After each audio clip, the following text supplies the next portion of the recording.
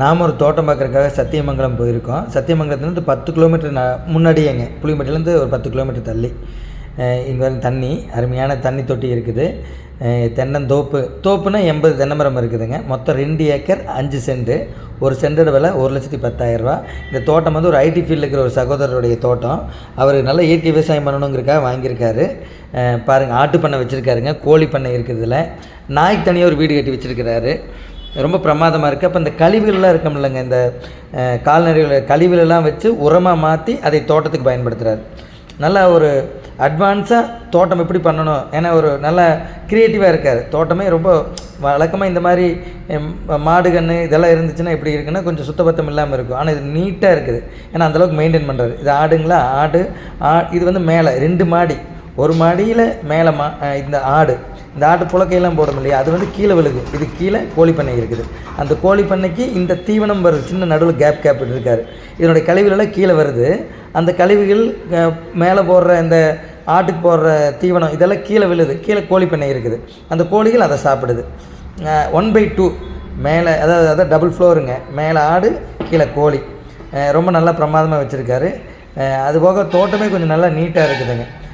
ஏன்னா இவர் கொஞ்சம் ஐடி ஃபீல்டில் இருக்கிறதுனால க்ரியேட்டிவாக பண்ணி வச்சுருக்காரு. இவர் வந்து ஹோம், ஆனால் ஒர்க் ஃப்ரம் ஹோமுங்களா, அது பண்ணிகிட்டு இருந்திருக்காரு. இப்போ அவர் ரெகுலராக போகிறனால முடியல. இது வந்து இந்த உரம், இந்த தீவனமெல்லாம் வச்சுருக்கிற இடம். எப்போயாவது ஆட்டுக்கு ஒரு சின்னதாக ஒரு ஆட்டுக்கு உடம்பு சரியில்லைன்னா கூட தனிமைப்படுத்திடுவாங்களாம், ஏன்னா மற்றதுக்கு வந்துடக்கூடாதுங்கிறதுக்காக. வீடுங்க, இது டபுள் பெட்ரூமோட வீடு வச்சுருக்காரு. நல்லா சூப்பராக இருக்குது. சுற்றி ஃபென்சிங் போட்டு வச்சுருக்காருங்க, நல்லா ஃபென்சிங் போட்டு நீட்டாக வச்சுருக்காரு. மாடியோடு இருக்குது. தண்ணி வசதி நல்லா 24 மணி நேரம் தண்ணி வரும். ரொம்ப பிரமாதமாக இருக்குது. நான் இயற்கை விவசாயம் பண்ணணும்னு நினைக்கிறவங்களுக்கு இங்கேயே குடியிருந்து பண்ணணும். இங்கே ஆளை போட்டு பண்ணுறதெல்லாம் சாத்தியம் இல்லைங்க. ஆளை போட்டு பண்ணால் பெருசாக சக்ஸஸ் பண்ண முடியாது. இப்போ ஒரு ஐடி ஃபீல்டையும் பார்த்துட்டு இதையும் பார்க்கணும், விளையாட்டு காரியமா அங்கே சுவிட்சு போட்டால் எல்லாம் வந்துடாது இல்லையா. என்ன தான் அப்டேட்டாக இருந்தால் கூட எல்லாமே நம்ம மெஷினரிஸ் வச்சு பண்ணி க்ரியேட்டிவாக பண்ணால் கூட ஆள் கண்டிப்பாக இருக்கணும். நல்லா பப்பாளி மரம், நல்ல பழங்கள், சப்போட்டா மரமெல்லாம் நல்லா வச்சுருக்காரு. பல மரங்கள் நிறைய வச்சுருக்காரு. ஆத்மார்த்தமாக இயற்கை விவசாயம் பண்ணணும். ஓரளவுக்கு நான் வசதியாகவும் இருக்கிறேன்னு நினைக்கிறவங்களுக்கு இது உபயோகமாகும். ஏன்னா இப்போ கையில் காசு இல்லாமல் இதை செஞ்சிட முடியாதுங்க. இயற்கை விவசாயம் விளையாட்டு காரியம் இல்லை.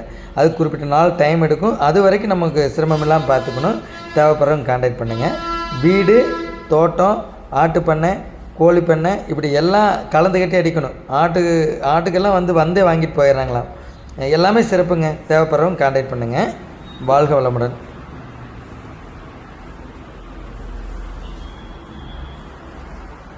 ஏன்னா இந்த இயற்கை விவசாயத்தை பொறுத்தளவுக்கு ஆர்வம் இருக்கணுங்க, இல்லைன்னா போச்சு. பற்றி எரியும் ஆவல் இருந்தால் தான் சரியாக இருக்கும். அப்படி முழு ஈடுபாடோடு இருக்கிறவங்க அருமையாக இதை செய்யலாம். புதுசாக யோசிச்சு செய்யணும். அதுக்கு விருப்பம் உள்ளவங்க தாராளமாக வாங்கலாங்க. யார் வாங்கினாலும் சிறப்பாக செய்யணும், அதுதான் நம்மளுடைய விருப்பமும் கூட. வாழ்க வளமுடன். தேவைப்படுறவங்க கான்டாக்ட் பண்ணுங்கள். நன்றி.